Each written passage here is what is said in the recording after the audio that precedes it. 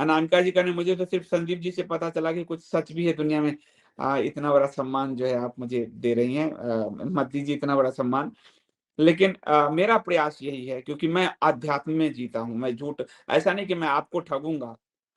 मुझे मालूम है कि मैं आपको चीट करूँगा तो आपका कोई नुकसान नहीं है, मेरा नुकसान है, क्योंकि मुझे ऊपर भी गति है मेरी, परमात्मा के पास भी। मुझे स्वयं को जवाब देना है, उस आत्मा को जवाब देना है। इसलिए मैं झूठ के कितने ही मैं ज़मीन पे रहूँ, मैं झूठ का खेती नहीं कर सकता।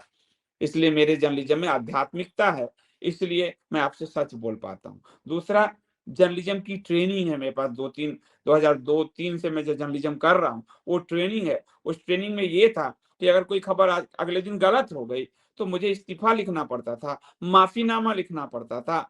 जिस अधिकारी आदि ने किया, उसके पास जाना पड़ता था, संपादक भेजता था, बड़ा बेइज़्ज़ती होती थी।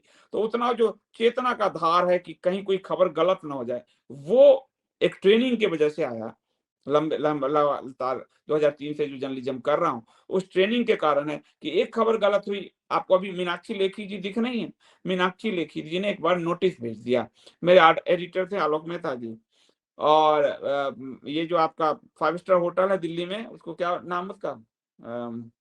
ली मेरिडियन में मीटिंग रखा मीनाक्षी लेखी जो भाजपा के अभी सांसद हैं। तब भाजपा की सरकार नहीं थी, भाजपा की सांसद नहीं थी। वो वकील हैं, उनकी पूरी फैमिली वकील है, बड़ा सुप्रीम कोर्ट बड़ा लॉयर। तो उसके बाद कि आपको माफीनामा चाहिए, वो अब एडिटर ने हमें भेजा था, हम क्या करें?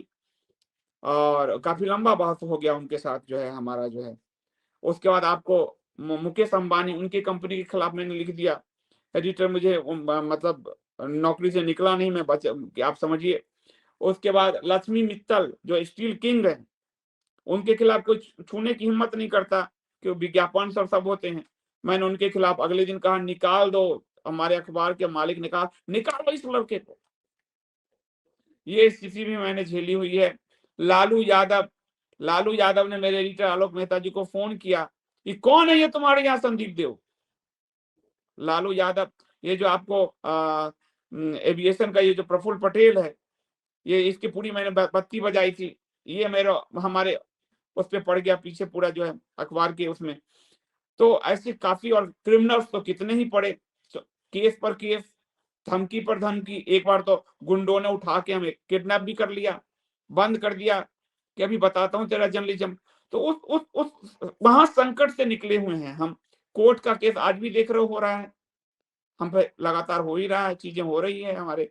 आपको डीपी यादव जो आपको नीतीश कटारा हत्याकांड में मैं जो रिपोर्ट करता था कोर्ट की, तो पूरा वो घेर लिया था कि दैनिक जागरण के रिपोर्टर को, और ढूंढ रहे थे कि कौन है दैनिक जागरण का रिपोर्टर, मार वो इतना बड़ा क्रिमिनल, वो मैं उसमें से बच के कैसे निकला। तो वो एक चेतना जागृत है कि झूठ करेंगे तो मारे जाएंगे, मरेंगे भाई। इसलिए मैं सत्य ही बोलता हूँ, एक आध्यात्मिक मन के कारण, दूसरा पत्रकारिता की प्रॉपर ट्रेनिंग के कारण। ये मैं आपसे इसलिए बोलता हूँ, ताकि और ये तीसरा बात है कि आप लोगों का हौसला है। कुछ लोग, मैं आज हम सब यहाँ पर जितने लोग आए थे, सब भाजपा के ही समर्थक वोटर थे, मेरे मुझे ज़्यादा सुनते थे। पर आज मैं जब भाजपा की आलोचना करता हूँ, हिंदू हित से समझौते को लेकर, तो वो लोग मेरे साथ खड़े हैं।